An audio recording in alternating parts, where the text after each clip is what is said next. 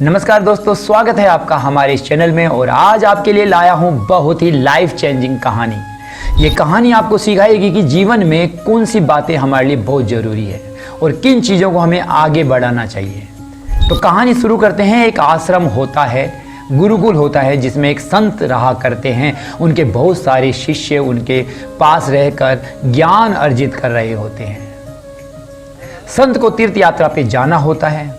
2 साल की ये यात्रा होती है और वो अपने सबसे बेहतरीन 2 शिष्यों को बुलाते हैं और कहते हैं कि मैं तुम्हें कुछ दे के जाऊंगा और मैं जब आऊं तो ये मुझे डबल टिबल चौबल जितना तुम कर सकते हो, जितना गुना इसको तुम बढ़ा सकते हो, तुम मुझे दे देना।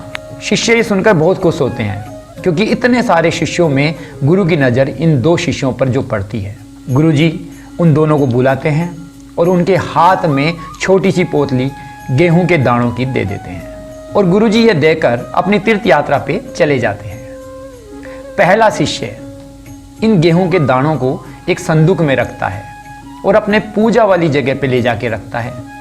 सुबह शाम जब भी उसे समय मिलता है वो यहाँ भोग लगाता है, पूजा करता है और इन गेहूं के दानों को गुरु के समान मानकर पूरा सम्मान देता है। पूरी भक्ति में, पूरे समर्पण से इसकी पूजा पाठ करता है। ये कर्म चलता रहता है। 2 साल चले जाते हैं, लेकिन वो कभी भी अपनी आस्था को कम नहीं होने देता और दिन ब दिन अपनी आस्था को बढ़ाता है और इन दानों की पूजा पाठ पूरे नियमों के साथ करता है। वो बड़ा मन में प्रसन्न रहता है कि गुरु के दिए हुए इन दानों को उसने पूजा स्थल पे रखा और गुरु की भक्ति के अंदर इन दानों की पूजा करी। जबकि दूसरा जो शिष्य होता है वो उन दानों को ले जाता है और अपने गांव चला जाता है, जहां उसके पिताजी के पास एक खेत होता है।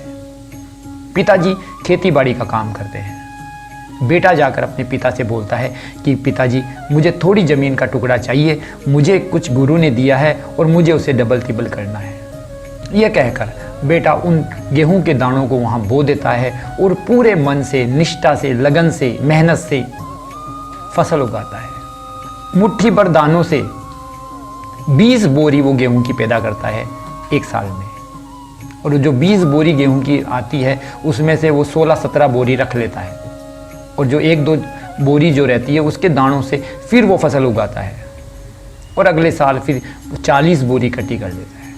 इस तरह से उसके पास 40-50 बोरी गेहूं के दानों की इकट्ठी हो जाती है। उसे पता रहता है कि गुरुजी अब 2 साल बाद में आने वाले हैं। दोनों शिष्य आश्रम में पहुंच जाते हैं। गुरु आते हैं, सभी शिष्य उनका बड़ा स्वागत करते हैं। गुरु पूछते हैं उन दोनों शिष्यों को बुलाकर कि बताओ, मैंने जो तुम्हें भेंट दी थी तुमने उसका क्या किया। तो पहला वाला शिष्य जाता है पूजा स्थल पे और वो गेहूं के दाने लाता है और कहता है कि गुरुजी मैंने आपके जाने के बाद में इसकी बहुत तन मन से सेवा करी है, पूजा अर्चना करी है, आपके समान इन्हें माना है और पूरी इज्जत के साथ में इसकी भक्ति करी है। गुरुजी वो संदूक खोलते हैं और देखते हैं कि आधे दाने सड़ चुके हैं और आधे दाने सड़ने वाले हैं। गुरुजी को बड़ी निराशा होती है। गुरुजी कहते हैं कि मैं तो कहकर गया था कि तुम इसको दुगुना तिगुना करना, तुम्हारे पास जो थे उसको भी आधे बर्बाद कर दिए, आधे बर्बाद हो चुके हैं, आधे हो रहे हैं। ये कौन सी भक्ति है। दूसरे शिष्य से पूछते हैं तो दूसरे शिष्य बोलते हैं कि गुरुजी आप थोड़ा सा रुकिए, मैं अपने गांव में अपने पिताजी को ये मैसेज भिजवाता हूँ और जो आपने दाने मुझे दिए थे वो क्या बन चुके हैं मैं आपको लाके दिखाता हूँ। अगले दिन गुरुजी देखते हैं कि 10-12 बैलगाड़ियाँ वहाँ पे आई हुई है, सब पर गेहूं के जो है बोरियाँ पड़ी हुई है। शिष्य मुस्कुरा रहा होता है। गुरुजी उसको देख के मुस्कुरा रहे होते हैं, क्योंकि गुरुजी समझ चुके थे कि इस शिष्य ने उन गेहूं का क्या किया, किस तरह से बढ़ोतरी कर दी। शिष्य बताता है कि गुरुजी इन दानों को मैंने बोया, 1 से 10 दाने बने, 10 से 100 दाने बने और आज आपके सामने ये देखिए 50 बोरियां गेहूं की है आपके उन छोटे से दानों से। गुरुजी को बड़ा हर्ष होता है, आंखों में आंसू आ जाते हैं और आते हैं गुरु की आंखों में आंसू तब आते हैं जब शिष्य दिए हुए ज्ञान को सही मार्ग पे लेके जाता है। यहाँ शिष्य ने उन दानों से सीख लिया था कि इनको कैसे डबल टिबल किया जाता है।